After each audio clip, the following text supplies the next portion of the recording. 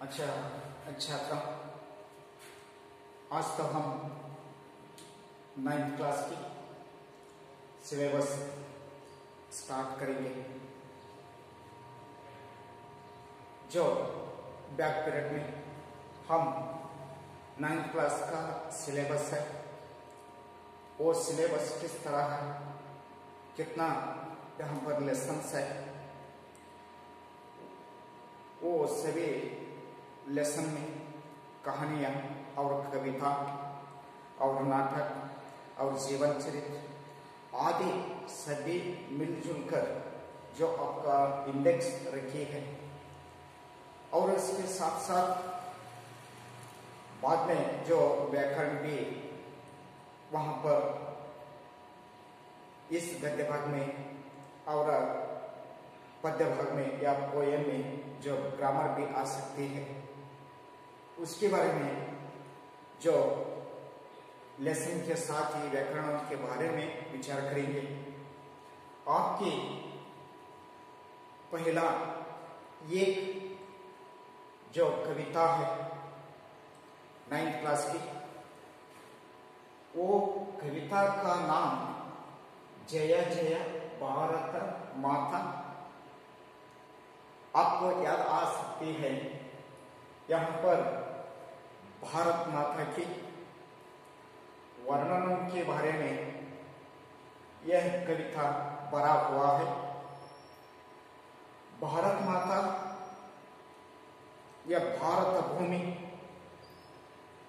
आपकी जन्मस्थल का जो प्लेस है, भारत के बारे में सभी व्यक्तियों के पास स्वाभिमान रहना ही चाहिए। इसके साथ ही मैथिली शरणगुप्त जय जय भारत माता ये कविता लिखी है। ये कविता में भारत माता या जय जय भारत माता ये कविता में मैथिली शरणगुप्त का एक प्रसिद्ध हिंदी साहित्य में कवि है। वो कवि का आशय क्या है, इसके बारे में हम पहले समय में विचार करेंगे। आशय कहा तो मैथिली शरणगुप्त का आशय क्या है, वो विषय के बारे में हम जानकारी लेना। यहाँ पर कवि इस कविता में भारत माता का गुणगान कर रही है।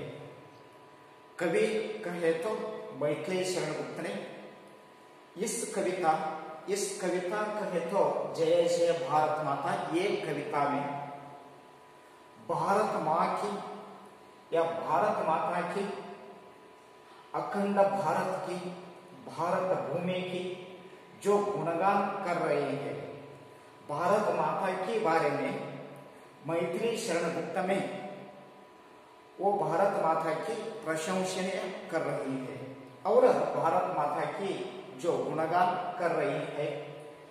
कवि प्रार्थना कर रहे हैं कि इस देश के पावन आंगन में अंधेरा हटे और ज्ञान मिले। कवि का आशय क्या है, भारत माता की वर्णन और गुणगान करते ही समय में मैथिली शरणगुप्त ने प्रार्थना करती है।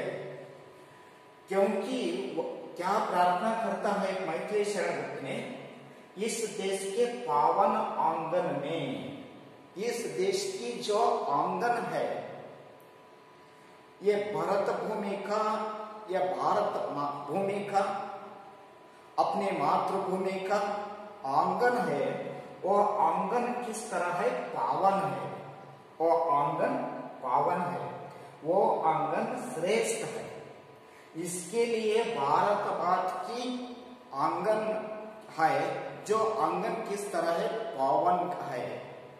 वो पावन में अंधेरा हटे, यहाँ पर अज्ञान है, यहाँ पर अंधेरा है, जो अंधेरा हटाना चाहिए। अंधेरा हटाने के बाद ज्ञान पाकर हमें सुख समृद्धि के साथ रहना ही चाहिए। ये मैथिली शरणगुप्त का आशय है।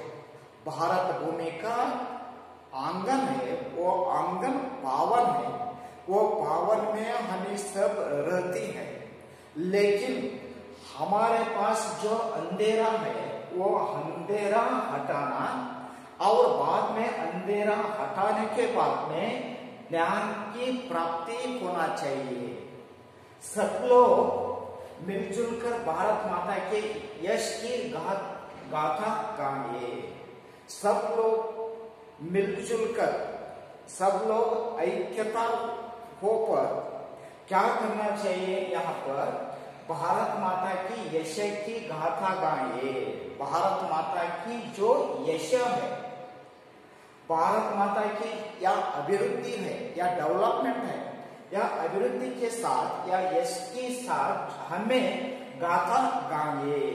ये आशय मैथिली शरण गुप्त का है, जो मैथिली शरण गुप्त ने बताया कि सभी लोगों को इसकी कविता में जो भारत माता की वर्णना करते हुए और भारत माता की प्रार्थना करता है और भारत माता में क्या है, इनके आंगन जो पावन है वो आंगन में अंधेरा हम हटाने चाहिए।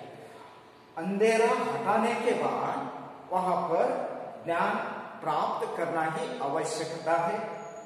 इसके लिए सभी लोग मिलजुल कर भारत माता की जो यश की गाथा है, यश की गीत है, जो यश की कविता है, वो कविता हमें सब मिलजुल कर गाए। ये मैथिली शरण गुप्त का आशय है। लेकिन मैथिली शरण गुप्त का आशय यह है कि उनकी परिचय के बारे में हम विचार करेंगे।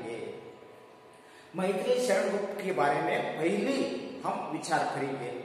मैथिली शरण गुप्त का जो रचनाएं हैं, मैथिली शरण गुप्त का जे जन्म के बारे में और उनकी जन्म स्थल के बारे में, उनकी रचनाएं के बारे में और उनके साथ साथ जो प्रशस्तियां प्राप्त हो गई वो प्रशस्तियां के बारे में सभी हम क्या करेंगे? विचार करेंगे। तो पहले ही समय में मैथिली शरण गुप्त या कवि परिचय इस तरह है। जो कवि परिचय, मैथिली शरण गुप्त का कवि परिचय के साथ हम मैथिली शरण गुप्त का जो कवन लिखी है वो कवन के बारे में उनके परिचय की आवश्यकता हो सकती है। मैथिली शरण गुप्त के परिचय, यहाँ पर कवि का परिचय है। एग्जामिनेशन में जो क्वेश्चन रहते हैं, कवि का परिचय दीजिए, काल, स्थल और इनकी प्रमुख रचनाएं के बारे में विचार करेंगे।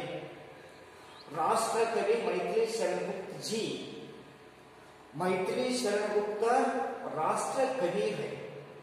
किस तरह कन्नड़ साहित्य में कुवेंपु राष्ट्र कवि है, उसी तरह हिंदी साहित्य में एक प्रतिष्ठित व्यक्ति है, एक प्रतिष्ठित जो मैथिली शरण गुप्त है। इसके लिए मैथिली शरण गुप्त ने हिंदी साहित्य को अपार रीति से योगदान दिया है। हिंदी साहित्य को आगे बढ़ने के लिए मैथिली शरण गुप्त ने सभी योगदान दिया है। वो योगदान के लिए मैथिली शरण गुप्त को हमें क्या कहा जा सकती है? राष्ट्र कवि। राष्ट्र कवि मैथिली शरण गुप्त जी 1886 में इनका जन्म हुआ। 1886 में मैथिली शरण गुप्त या राष्ट्र कवि मैथिली शरण गुप्त का जन्म हुआ। लेकिन बाद में 1964 में 1964 में या 1964 में 1964 में इनका देहांत हो गई है।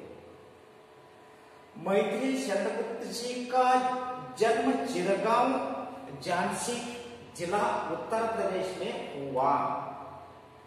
राष्ट्र कवि का जन्म या मैथिली शरण गुप्त जी का जन्म 1886 में या 1886 में चिरगांव एक गांव का नाम है। चिरगांव ये गांव का नाम है। वो गांव झांसी जिला है।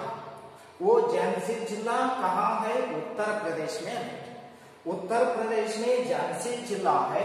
वो झांसी जिला में चिरगांव है। वो चिरगांव गांव में 1886 में राष्ट्रकवि मैथिली शरण गुप्त का जन्म हुआ और इनके पिता श्री शेष रामचरण भी ब्रजभाषा के कवि थे। देखिए छात्र, मैथिली शरण गुप्त एक राष्ट्र कवि है। वो राष्ट्र कवि का पिता श्री शेख रामचरण, उनका पिता का नाम, मैथिली शरण गुप्त का पिता का नाम क्या है? शेख रामचरण है। वो रामचरण ब्रजभाषा में, हिंदी साहित्य में ब्रजभाषा आता है, जो ब्रजभाषा की एक प्रमुख कवि है। वो कवि की आचार्य महावीर प्रसाद द्विवेदी आपको साहित्य गुरु थे। यहाँ पर पिता ने एक प्रतिष्ठित कवि है और इसके साथ साथ आचार्य महावीर प्रसाद द्विवेदी, आचार्य महाप्रसाद द्विवेदी ने मैथिली शरण गुप्त का प्रमुख गुरु है, गुरु के रूप में योगदान दिया है। मैथिली शरण गुप्त को आचार्य महावीर प्रसाद द्विवेदी ने योगदान दिया है, साहित्य के बारे में बताया है, जो किस तरह साहित्य रहता है, जो किस तरह ही रचना करना चाहिए, इसके बारे में, जो साहित्य की क्या रूपरेखा है, जो साहित्य की सभी रूपरेखाओं को योगदान देने का पात्र आचार्य महावीर प्रसाद द्विवेदी ने कहा है। इसके लिए आपकी जो राष्ट्र कवि मैथिली शरण गुप्त है, वो मैथिली शरण गुप्त का गुरु कौन है? आचार्य महावीर प्रसाद द्विवेदी, ये गुरु है।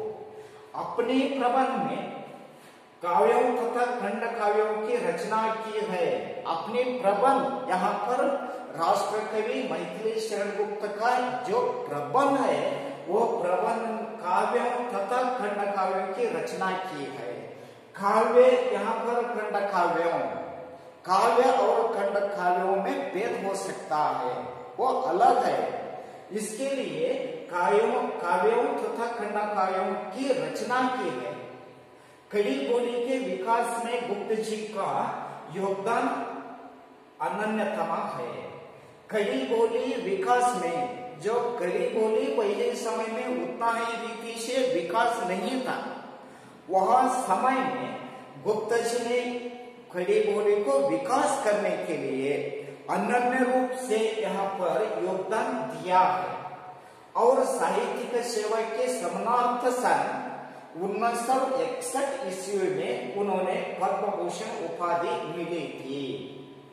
1961 में 1961 में हिंदी साहित्य जो विकास करने के लिए, हिंदी साहित्य को जो अनन्य रूप से योगदान देने के लिए 1961 ईस्वी में या 1961 में मैथिली शरण गुप्त को पद्म भूषण उपाधि मिली थी।